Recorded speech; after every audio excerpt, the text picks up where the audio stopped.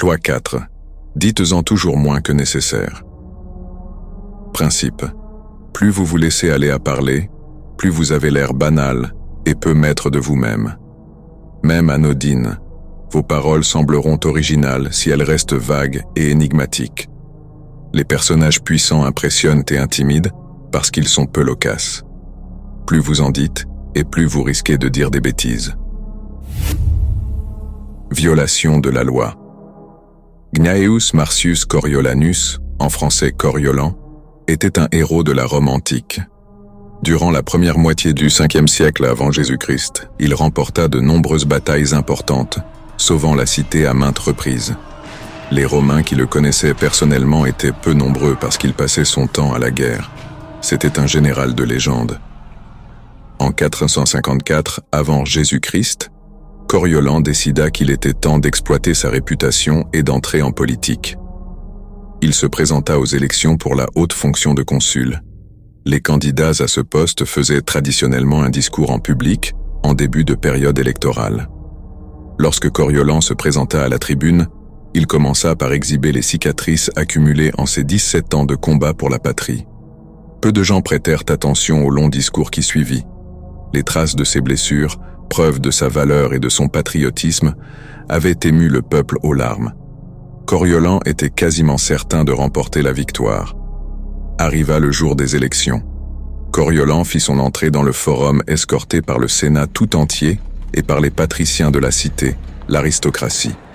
Les gens du peuple étaient troublés par une telle ostentation. Puis Coriolan parla de nouveau. Se tournant vers les citoyens fortunés qui l'avaient accompagné, il s'afficha certain de sa victoire électorale et se vanta avec arrogance de ses exploits sur le champ de bataille. Avec des plaisanteries acerbes que seuls les patriciens goûtaient, il vociféra des accusations haineuses contre ses rivaux et spécula sur les riches butins qu'il ramènerait à Rome. Cette fois, le peuple écouta. Auparavant, personne n'avait réalisé que ce grand soldat était aussi un fanfaron. La nouvelle du second discours de Coriolan se répandit rapidement à Rome, et la population se mobilisa en grand nombre pour voter contre lui. Coriolan, battu, retourna sur le champ de bataille, amer et jurant de se venger du petit peuple qui avait voté contre lui. Quelques semaines plus tard, une importante cargaison de céréales arriva à Rome. Le Sénat était prêt à distribuer cette nourriture gratuitement à la plèbe, mais, au moment où les sénateurs se préparaient à voter la motion, Coriolan prit la parole. La distribution, plaida-t-il, aurait un effet désastreux sur la cité tout entière. Plusieurs sénateurs semblèrent ébranlés, et le vote en faveur de la distribution ne fut pas concluant. Coriolan ne s'arrêta pas là. Il alla jusqu'à condamner le principe même de démocratie.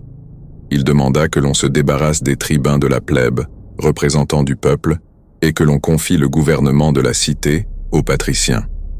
Quand la population eut connaissance du dernier discours de Coriolan, sa colère ne connut plus de bornes. Les tribuns vinrent au Sénat, exiger que Coriolan comparaisse devant eux. Celui-ci refusa. Des émeutes éclatèrent en ville. Le Sénat, craignant la colère du peuple, vota finalement la distribution des céréales.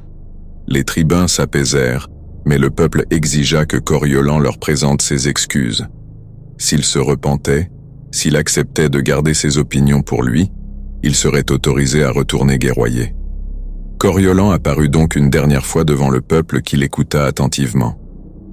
Le soldat commença son discours avec calme, lentement, mais au fur et à mesure qu'il s'échauffait, le ton montait. Et le voilà qui de nouveau vomissait des insultes, le ton arrogant, la mine méprisante.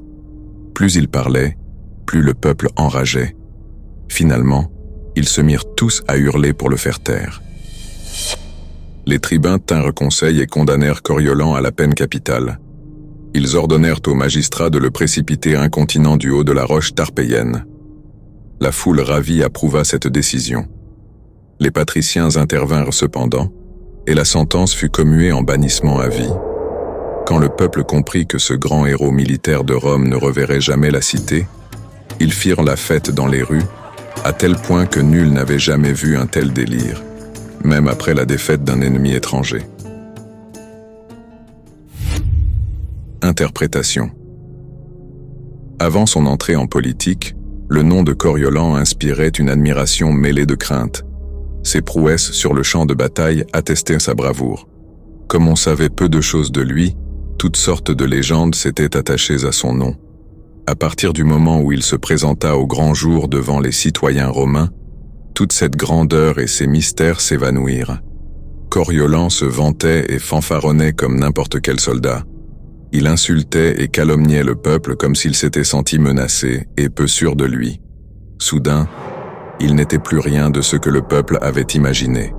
Le contraste entre mythe et réalité provoqua une immense déception chez ceux qui voulaient croire en leur héros. Plus Coriolan parlait, plus diminuait son pouvoir. Un homme qui ne contrôle pas ses paroles se montre peu maître de lui, et par conséquent, indigne de respect. Si Coriolan avait été moins loquace, la plèbe n'aurait pas eu de raison de se sentir offensée, et personne n'aurait percé ses véritables sentiments. Il aurait pu profiter de son aura pour se faire élire consul. Il aurait ainsi pu supprimer impunément la démocratie. Mais la langue humaine est une bête que peu savent maîtriser. Elle cherche toujours à briser sa cage, et faute d'être apprivoisée, elle peut se déchaîner et faire des ravages. Le pouvoir ne revient pas à ceux qui gaspillent le trésor de leurs mots. Les huîtres béant quand la lune est pleine, et quand le crabe en aperçoit une, il y projette un caillou ou une algue en sorte que l'huître ne puisse plus se refermer. Son repas est servi. Tel est le sort de celui qui ouvre trop grand sa bouche et se met ainsi à la merci de son auditeur. Léonard de Vinci, 452-1519. Respect de la loi. À la cour de Louis XIV, nobles et ministres passaient leurs jours et leurs nuits à débattre des problèmes de l'État.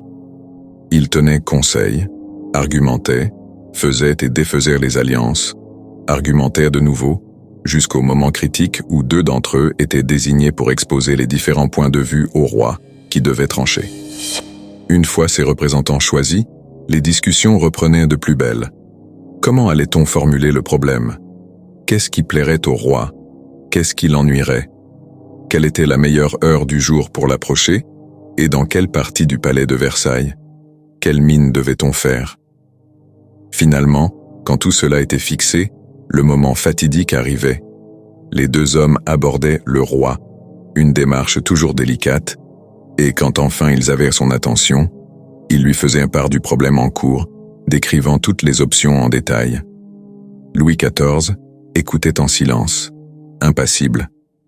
À la fin, quand tous deux avaient fini de présenter leur point de vue et demandé au roi son opinion, il les regardait l'un et l'autre et laissait tomber « Je verrai », puis il tournait les talons. Les ministres et courtisans n'entendaient plus un seul mot du roi là-dessus. Ils constataient simplement les résultats quelques semaines plus tard quand le souverain prenait une décision et agissait. Il ne se souciait jamais de les consulter deux fois sur le même sujet. Interprétation. Louis XIV était peu loquace. Sa plus célèbre phrase est la suivante : « L'État, c'est moi. On ne saurait être plus concis ni plus éloquent. » Son fameux « je verrai » était l'une de ses réponses lapidaires à toutes sortes de requêtes. Mais Louis XIV n'avait pas toujours été ainsi. Dans sa jeunesse, il était connu pour discourir interminablement, charmé par sa propre éloquence. C'est seulement plus tard qu'il revêtit ce masque taciturne qui lui servait à déstabiliser ses subordonnés. Personne ne savait exactement ce qu'il pensait, ni ne pouvait prévoir ses réactions. Nul ne pouvait le duper en prononçant les paroles qu'il pensait que le roi attendait, parce que nul n'avait la moindre idée de ce qu'il voulait entendre. Face à ce souverain silencieux, ses interlocuteurs en disaient beaucoup sur eux-mêmes, et plus tard, ces informations étaient utilisées avec beaucoup d'efficacité par le roi à leurs dépens. Ce royal silence le fit craindre et obéir. C'était l'un des piliers de son pouvoir. Comme l'écrit Saint-Simon dans ses mémoires, jamais personne ne vendit mieux ses paroles, son sourire même, jusqu'à ses regards. Il rendit tout précieux par le choix et la majesté, à qui la rareté et la breveté de ses paroles ajoutaient beaucoup. Il sied plus mal à un ministre de dire des sottises que d'en faire. Cardinal de Retz, 1616-1619. Maximes et réflexions. Les clés du pouvoir. Le pouvoir est en bien des manières un jeu d'apparence, et moins vous en dites, plus vous paraissez puissant. Votre silence met votre entourage mal à l'aise. Les êtres humains sont des machines à interpréter et à expliquer. Ils ont besoin de connaître vos pensées. Si vous révélez celles-ci au compte-gouttes, ils ne pourront pas percer à jour vos intentions. Vos réponses laconiques ou inexistantes les troubleront. Ils se hâteront alors de combler ce silence en bavardant à tort et à travers, trahissant ainsi toutes sortes d'informations précieuses sur eux-mêmes et leurs faiblesses. Leur rencontre avec vous leur laissera le sentiment d'avoir été dépouillés et ils rentreront chez eux méditer chacun de vos brefs commentaires, ce qui ne fera qu'augmenter leur portée. Cette stratégie n'est pas réservée aux rois et aux hommes d'État. Dans la plupart des circonstances de la vie quotidienne, moins vous en dites, plus vous paraissez profond et énigmatique. L'artiste Andy Warhol avait appris dès sa jeunesse qu'on peut rarement obtenir ce que l'on veut des gens simplement en le leur demandant. Ils se retournent contre vous, prennent vos paroles à contresens, n'en font qu'à leur tête avec une véritable perversité. J'ai appris qu'on a plus de pouvoir quand on se tait, confia-t-il un jour à un ami. Warhol employa ultérieurement ce procédé avec beaucoup de succès. Ses interviews étaient de véritables exercices d'interprétation d'oracles. Il prononçait quelques vagues propos fumeux, et le journaliste se creusait la tête pour essayer de comprendre ce que cela voulait dire, imaginant une profondeur derrière des phrases souvent dénuées de sens. Warhol parlait rarement de son travail. Il laissait aux autres le soin de le faire. Il avait appris cette technique d'un autre maître de l'énigme, Marcel Duchamp, qui lui aussi avait compris très tôt que moins il en disait sur son travail d'artiste, plus les gens en parlaient, et plus ils en parlaient, plus ses œuvres prenaient de la valeur. En appliquant cette tactique, vous chargerez vos rares paroles de sens et de pouvoir. En outre, moins vous en direz, moins vous courez le risque de laisser échapper des propos stupides, voire dangereux. En 1825, lorsque Nicolas Ier monta sur le trône de Russie, une rébellion éclata immédiatement, menée par des libéraux qui exigeaient la modernisation du pays. Ils voulaient que les industries et les infrastructures comblent leur retard par rapport au reste de l'Europe. Nicolas Ier réprima brutalement cette révolte, l'insurrection décembriste, et condamna à la peine capitale un de ses leaders, Kondraty Ryleïev. Le jour de l'exécution, alors que le condamné se tenait sous la potence, la corde autour du cou, la trappe s'ouvrit, Ryleïev bascula mais la corde cassa. À cette époque, de tels événements étaient vus comme des signes de la providence ou de la volonté divine, et un condamné qui échappait ainsi à sa peine était habituellement gracié. Ryleïev se releva, contusionné et sale mais sûr qu'il aurait la vie sauve, et s'adressant à la foule, « Vous voyez, s'écria-t-il, en Russie, on ne sait vraiment rien faire de propre, pas même une corde. » Un messager partit immédiatement au palais d'hiver avec la nouvelle de la pendaison manquée. Nicolas Ier, contrarié, accepta néanmoins d'accorder la grâce. « Ryleïev a-t-il dit quelque chose après ce miracle ?» demanda-t-il au messager. « Sire, il a dit qu'en Russie on ne sait même pas fabriquer une corde. »« Dans ce cas, répliqua le tsar, prouvons-lui le contraire. » Et il déchira l'acte de grâce. Le lendemain, Ryleïev fut de nouveau pendu. Et cette fois, la corde tint bon. Retenez la leçon. Une fois les mots sortis de votre bouche, il est trop tard. Maîtrisez-les à temps, surtout les sarcasmes. La satisfaction momentanée que vous en tirez peut vous coûter cher plus tard. Image. L'oracle de Delphes. Quand les visiteurs consultaient l'oracle, la Pythie marmonnait quelques mots sibyllins qui semblaient importants et pleins de sens. Personne ne désobéissait aux paroles de l'oracle. Ils avaient pouvoir de vie et de mort. Autorité. Ne commencez jamais à agiter vos lèvres et vos dents avant vos subordonnés. Plus longtemps je reste muet, plus vite les autres agitent leurs lèvres et leurs dents. Et tandis qu'ils le font, je peux deviner leurs intentions réelles. Si le souverain n'est pas mystérieux, ses ministres saisiront l'occasion de prendre et de prendre encore. Han Feizi, philosophe chinois, 3e siècle avant Jésus-Christ. A contrario, il est des situations où il est peu avisé de garder le silence. Celui-ci peut susciter soupçon et même inquiétude, particulièrement chez des supérieurs. Un commentaire vague ou ambigu risque de conduire à des interprétations imprévisibles. Le silence et la réserve doivent être pratiqués avec précaution et seulement à bon escient. Il est parfois plus sage d'imiter le bouffon qui joue l'imbécile mais qui se sait plus intelligent que le roi. Il parle et divertit, et personne ne voit en lui plus qu'un simple fou. En outre, les mots peuvent servir de diversion utile à certaines supercheries. En noyant l'interlocuteur sous un déluge de paroles, on parvient à le distraire, à lui donner le tournis. Plus on parle, moins on est soupçonné. Le verbiage n'est pas perçu comme une ruse ou une manipulation, mais comme un babil inoffensif et dénué d'intérêt. C'est le contraire du silence des puissants.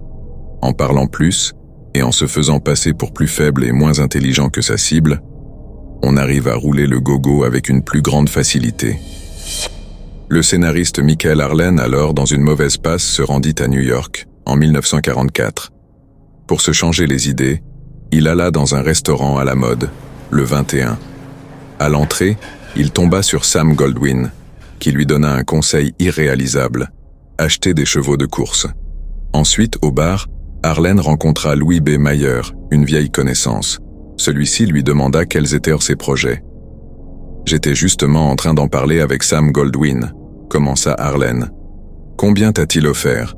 interrompit Mayer. « Pas assez », répliqua Arlen évasivement. « Accepterais-tu 15 000 $ pour 30 semaines ?» demanda Mayer.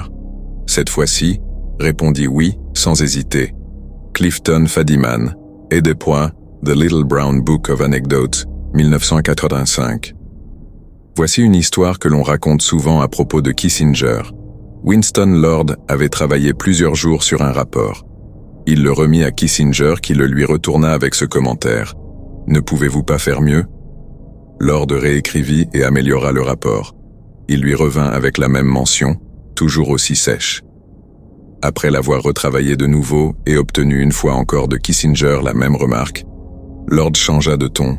« Bon Dieu non, je ne peux pas faire mieux. » Ce à quoi Kissinger répliqua « Bien, alors cette fois-ci, je vais le lire. » Walter Isaacson, Kissinger, 1992.